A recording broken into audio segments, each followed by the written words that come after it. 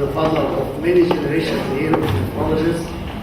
Dr. Sobh was the head of the nephrology unit in Mansour Nephrology Center for many years, and he has a lot of publications internationally reported. Dr. Mohamed will talk about very important topic, microbiota and hypertension and chronic kidney disease, update 2018.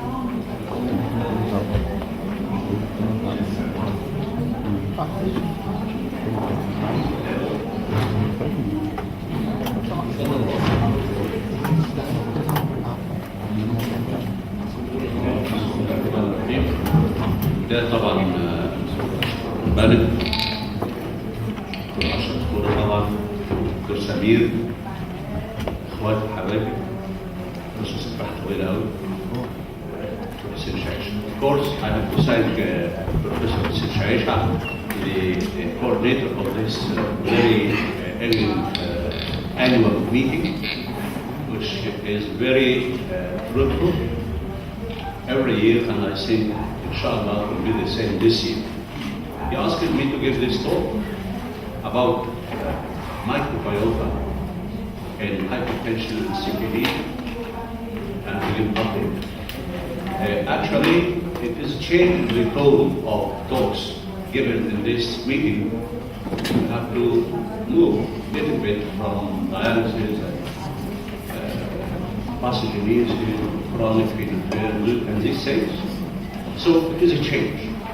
I think it will be of value for you all.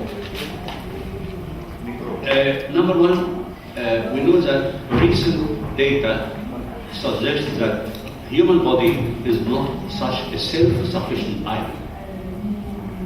It is more like a super complex ecosystem containing trillions of bacteria and other microorganisms that inhabit all our surfaces, including skin, mouth, sexual organs, and of course, especially the intestine.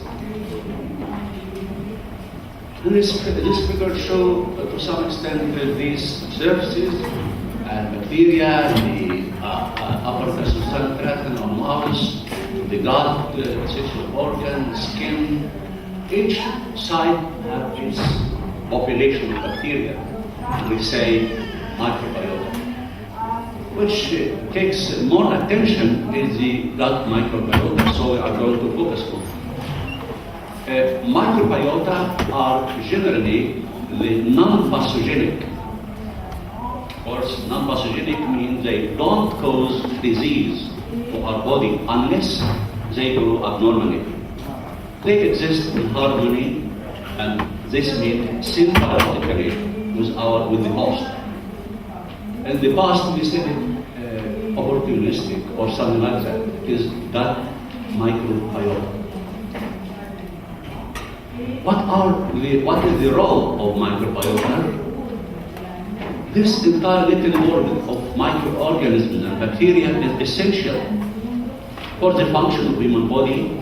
In particular, of course, we know this microbiota help us to digest food ingredients, to synthesize some vitamins such as folic acid, B12, vitamin K, to maintain the integrity of the gut mucosa, which functions as selective barrier, this mucosa, and to prevent the settling of pathogenic microorganisms, so defend us from this harmful bacteria. And finally, it is very essential. It contributes to the maturation of the immune system, as I'm going to say now.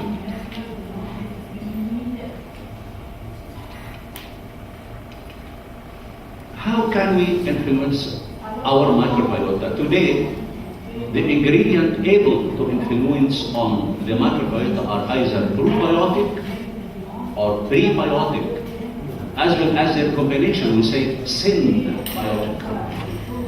And by probiotic, these are live microorganisms capable of restoring a balanced microbiota when given an adequate dose.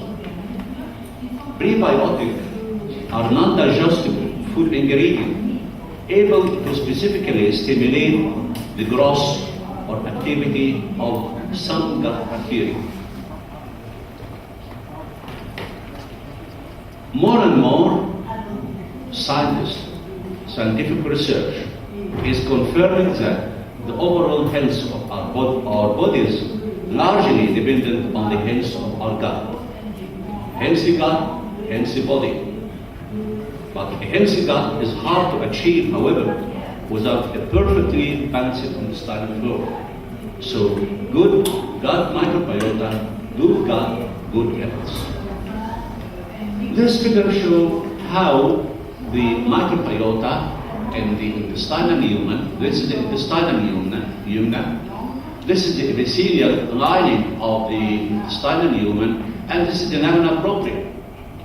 There is a lot of reaction or an interaction between our microbiota, short, this is the bacteria, and its byproduct with our immune system, both innate immune system and adaptive immune system. These, in the innate immune system, the bacterial byproduct can reach the immune cells in the lamina propria through receptors in the intestinal wall. This will affect the innate system through lymphoid growth and maturation, production of mucus and the bactericidal molecule, and activation of innate lymphoid cells. Regarding the adaptive immune system, either the bacterial byproduct crossing the epithelial lining and reaching the immune cells, changing, causing maturation, for example, development of FOX3 Treg, and this immune cell by its own will go and affect the bacteria in the lumen. So there is a bi-directional effect. Bacteria affect our immune system, and our immune system reshape our bacterial microbiota in the gut. Also, the bacteria itself can go into the lamina propria and play with the immune system, for example, developing T helper 17. So there is a crosstalk between our gut microbiota in the lumen and the immune system in the lamina propria. Not only this, but also these lymphoid cells can go into the systemic circulation to the lymphatics and go to the lymph node and can affect the systemic immunity. So our gut microbiota affect our not only local immunity in the gut, but also the systemic immunity. And our immune system also play with the microbiota, reshaping it, so there is a sort of tolerance and bidirectional education.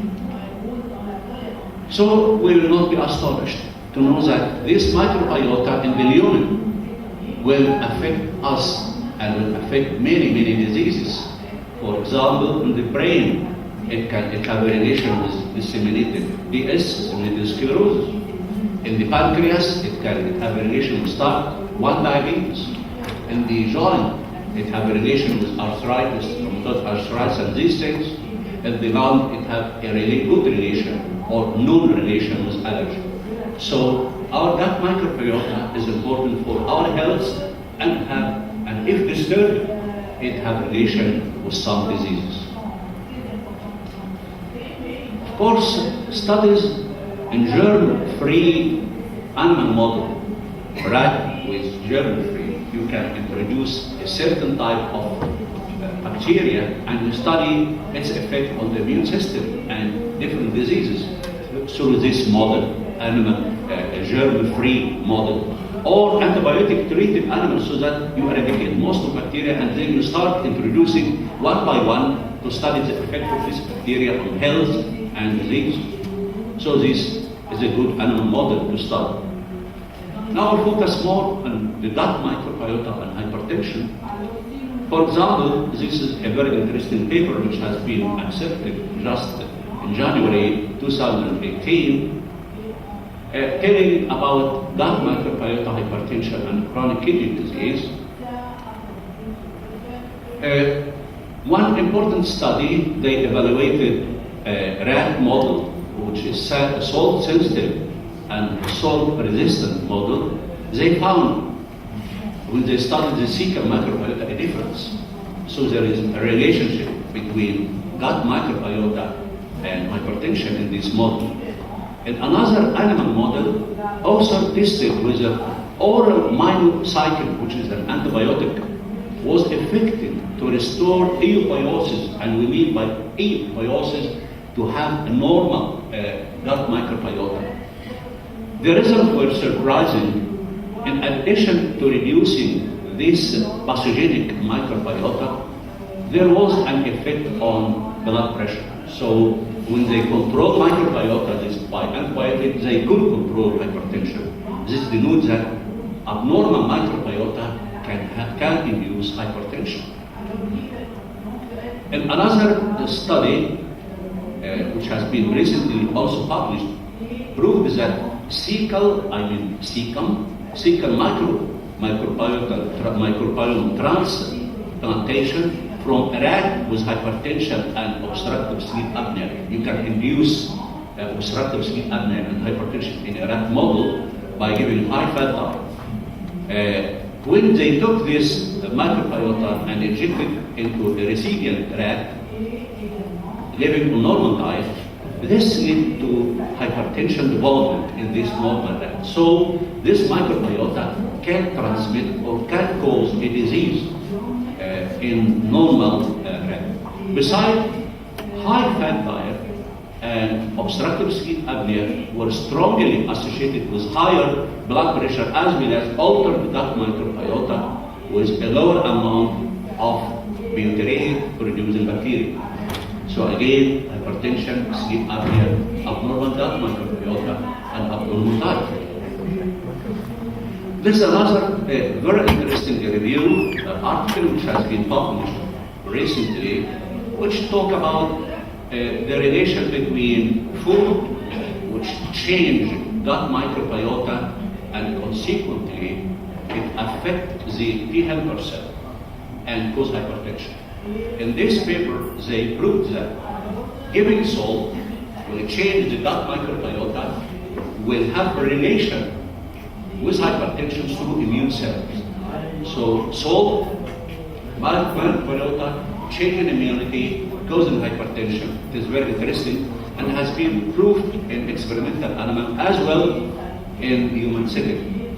And this could be a way by which salt diet causing hypertension. Not only the way you know, but also through playing with the gut microbiota and immune cells, since it has been proved that hypertension, one of its theory, could be modulated by the immune system. Now we come to the human setting. These authors in 2017 performed a metagenomic, they studied the genome of gut microbiota, and metaboliomic, they studied the metabolic product of this gut microbiota in a cohort of 41 healthy human and control. 57 6 subjects were pre-hypertensive and 99 were essential hypertension. So you have hypertension, pre-hypertension, and normal. And they looked for the gut microbiota. They found in hypertensive, but also in pre-hypertensive subject, a decrease in microbial wealth and diversity. When we have the microbial health and diversity, we are okay. So in these hypertensive and pre-hypertensive, there was a decrease in diversity and wealth, reduction of bacteria that generally are associated with health status, and in prevalence of bacteria which occur in pathogenic condition. So again, they found a relationship in human field between gut microbiota.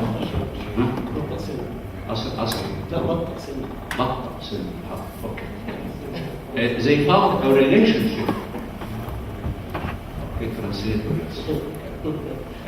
They found a relationship between gut microbiota and hypertension in human. Okay, a recent fecal analysis study stool of hypertensive patients showed less diversity within the sample of the stool and a shift in microbial composition. The opportunistic pathogenic taxa group of bacteria, such as Klebsiella, Streptococcus, Parabacterioi, were more represented in hypertensive sample, while short-chain fatty acid producing bacteria is a good bacteria, such as Respira species, were higher in control. Again, they prove bad bacteria, hypertension. Good bacteria, normal health. This is another interesting trial. They found an interesting association between the level of some subgingival, now we are talking about the microbiota in our oral cavity. They look for the gut microbiota in the subgingival and prevalence of hypertension observed. Again, oral health is important for our health. This could be mediated through the gut, through the oral microbiota. So we can say that altered gut microbiota might play a prominent role in arterial hypertension pathogenicity. Not only this dysbiosis of normal gut microbiota through a cascade of reaction causing inflammation in the gut can play a role in the pathogenesis of hypertension, also pathogenesis of CKD. So we leave hypertension, we go to the CKD. This is an important article recently published entitled Microbiota and Chronic Kidney Disease, a double-edged sword. Now we come to our CKD, how it triggered dysbiosis abnormal gut microbiota. We know that serum urea accumulation during CKD increases urea influx into the intestinal lumen, where urease producing bacteria hydrolyze it into ammonia and ammonium chloride, consequently increasing intestinal pH and promoting mucosal irritation and structural alteration in the gut barrier. So you see, ammonia changing our gut barrier. Such physiologic alterations are associated with dysbiosis. And this figure shows the different parts of gastrointestinal tract, starting by the stomach, ending by the colon. And this is the normal gut microbiota, and these are the changes observed in this gut microbiota with CKD. In patients with hypertension and CKD, gut dysbiosis of normal gut microbiota is associated with the structural change of the intestinal wall and increase in inflammatory status, as we said before. You remember, uremia is an inflammatory condition. The most important alteration found in animal model are reduction in villi length. The intestinal villi lose its length. A number of goblet cells which secrete mucus. Deterioration in the cell-type junction protein. We know between the cell and each other is junction protein, making them adherent, preventing passage of molecule and organism. All these are disturbed due to uremic toxins. These changes facilitate the translocation of microbes and lipopolysaccharide and the toxic bacterial products to the bloodstream and could enhance the inflammatory condition of CKD patient. So again, this could be a way of inducing inflammation in uremic patient. And this interesting figure, talk about endoxyl sulfate, which remain one of the major uremic toxins, and how it affects us. It can cause atherosclerosis, it can cause congestive heart failure, it can cause arrhythmia, it can cause atherosclerosis, peripheral arterial disease, and vascular access problem. in digestion. So this is uremic toxin. How to manipulate our gut microbiota? Modulation of gut microbiota so as to bias the microbiota to short chain fatty acid producing bacteria. This is the good bacteria. May favor an anti-inflammatory profile. This is achieved by high fiber diet, resistant to starch, that reaches the gut in a non-metabolized form and used as a source of energy for this good bacteria, short chain fatty acid producing bacteria. So if you take this diet, you will favor this bacteria among your gut microbiota. Level of uremic toxin, cresol sulfate, were significantly reduced in hemodialysis patients who received daily dose of oligofructose enriched inulin for 4 weeks. So you can now, by diet, you can change, you can manipulate your gut microbiota to good type of bacteria. Symbiotic therapy was also shown to significantly decrease the level of this uremic toxin, cresol sulfate, in pre-dialysis adults with CKD after altering the stool microbiome, particularly with depletion of this type of bacteria. So we can manipulate it by pre and probiotic. This is an interesting article which has been recently published about gut microbiota and its short chain fatty acid and kidney disease. This slide shows different receptors for this short chain fatty acid and the expression in different parts. It is present in the intestinal epithelial cells. It can be present in the muscle, in the heart, in the brain, blood vessel, and it has good and favorable effect in these sites. Short chain fatty acid producing bacteria is good bacteria. And this shows the effect of this short chain fatty acids and its metabolic effect on the glucose tolerance of the pancreas, the liver, and muscle. It induces glucose tolerance. And this is the effect of the short chain fatty acid on the immune system. It produces tolerance and decreases inflammation. And this is the effect of short chain fatty acid on the kidney function through many ways. Better glucose oxidation, less apoptosis, more autophagy, better immune system, less inflammation, less renin-angiotensin. So this bacteria, short chain fatty acid producing bacteria, will help our kidney, preventing progression. These are some studies using this bacteria and playing with it to induce good kidney. Now, a slide about probiotic as a treatment modality. The most common probiotic produce products contain lactobacillus species, bifidobacterium, enterococcus, streptococcus. These are good bacteria, promote good microbiota. It is important to emphasize that the health effects of probiotics are strain specific.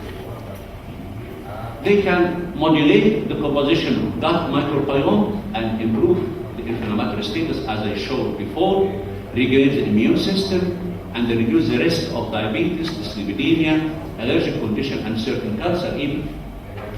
Probiotic can have beneficial effect on the intestinal wall, increase the production of leucine by goblet cell, enhance epithelial integrity through the intracellular tight junction preservation, and increase colonization of resistant to pathogenic bacteria. These are the probiotic. There are a lot of probiotic which could be single strain of bacteria or combination of bacteria. prebiotic as a treatment modality. Prebiotic are non-digestible organic substance, as I say, as high fiber diet that can selectively stimulate the growth or activity of one or more bacterial species to obtain beneficial effect on the host. In addition, in animal model, prebiotic increase the level of circulating glutathione maltopeptide 1 and 2. B-glucacan, this is a prebiotic, is a soluble fiber found in oat and barley, so we can obtain it easily. Intake of this substance is associated with a reduce or reduction in cardiovascular risk, increase in this good bacteria. One ongoing clinical trial is evaluating the effect of this glucan supplements on intestinal microbiota for the treatment of hypertension. In a randomized controlled trial, one and a colleague analyzed the effect of probiotic, this type of bacteria, on the level of cytokine in blood of patient on peritoneal dialysis. The results were very encouraging, as after 6 months of treatment with probiotic, significantly lower serum level of endotoxin and pro-inflammatory cytokine, TNF-alpha, interleukin 6 and 5, while increasing anti-inflammatory cytokine, interleukin 10, but exerting protective effect on the kidney. So we have good result in experiment in human trial.